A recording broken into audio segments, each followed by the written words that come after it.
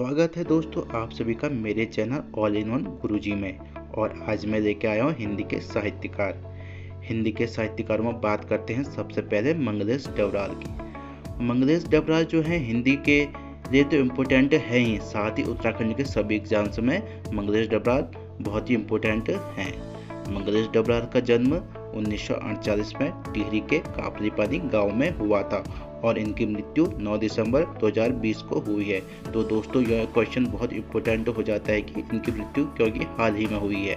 तो इनका जन्म 1948 में टिहरी के कापलीपानी गांव और मृत्यु 9 दिसंबर 2020 में हुई है। मंगलेश डबराल ने पूर्वाग्रह, जनसत्ता, समय सहारा आदि पत्रिकाओं में संपादक का कार्य भी किया है। बात करते हैं इनके काव्य संग्रह की, तो इनके काव्य संग्रह हैं पहाड़ पर लालटेन। पहाड़ पर लालटेन इनका पहला काव्य संग्रह था जो 1981 में प्रकाशित हुआ। और इनका दूसरा काव्य संग्रह है घर का रास्ता। और तीसरा हम जो देखते हैं बहुत ही इम्पोर्टेंट काव्य संग्रह है क्योंकि इसके लिए इनको 2000 में साहित्य अकादमी पुरस्कार मिला था। तो ये क्वेश्चन पेपर में पूछा जा सकता है कि मंगलेश डबराल को किस रचना के लिए और कब साहित्य अकादमी पुरस्कार मिला था। तो हमें याद रखें दोस्तों, मंगलेश डबराल को सन 2000 में हम जो देखते हैं के लिए साहित्य अकादमी पुरस्कार मिला था। और इनके अन्य काव्य संग्रह हैं आवाज भी एक जगह है, नए युग के शत्रु, स्मृति एक दूसरा समय जो 2013 में प्रकाशित हुआ था, मुझे दिखा एक मनुष्य जो 2021 में इनकी मृत्यु के बाद प्रकाशित हुआ है। याद रखें दोस्तों, ये इनका अंतिम काव्य संग्रह है, मुझे दिखा एक मनुष्य जो इनकी मृत्यु के बाद प्रकाशित हुआ है। अब बात करते हैं मंगलेश डबराल जी की गद्य संग्रह की। मंगलेश डबराल जी का पहला गद्य संग्रह लेखक की रेवटी और दूसरा कवि का अकेलेपन। इनके मुख्य दो ही गद्य संग्रह हैं, इनको याद रखें दोस्तों, लेखक की रोटी और कवि का अकेलापन। और बात करें इनका यात्रा वृत्तांत का, तो इनका एक यात्रा वृत्तांत है एक बार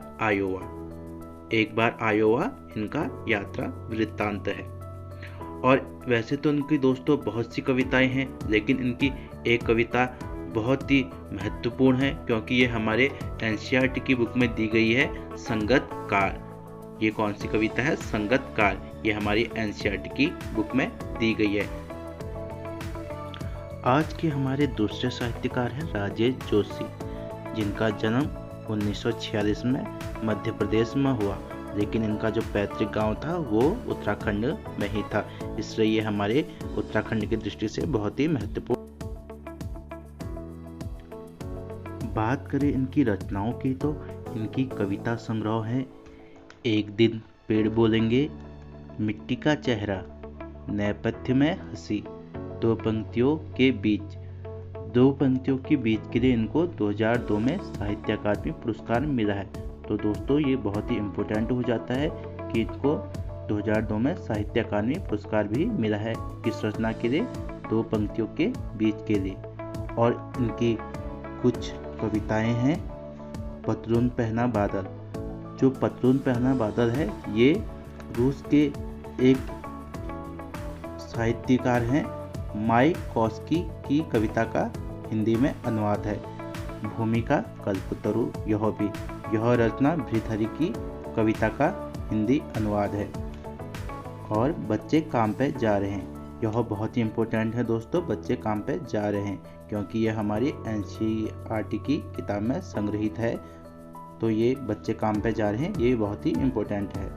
समरगाथा इनकी एक लंबी कहानी है। गैर निराली मिट्ठू की, ये इनका एक बाल साहित्य है। और इनका एक कहानी भी है, वो है कपिल का पेड़।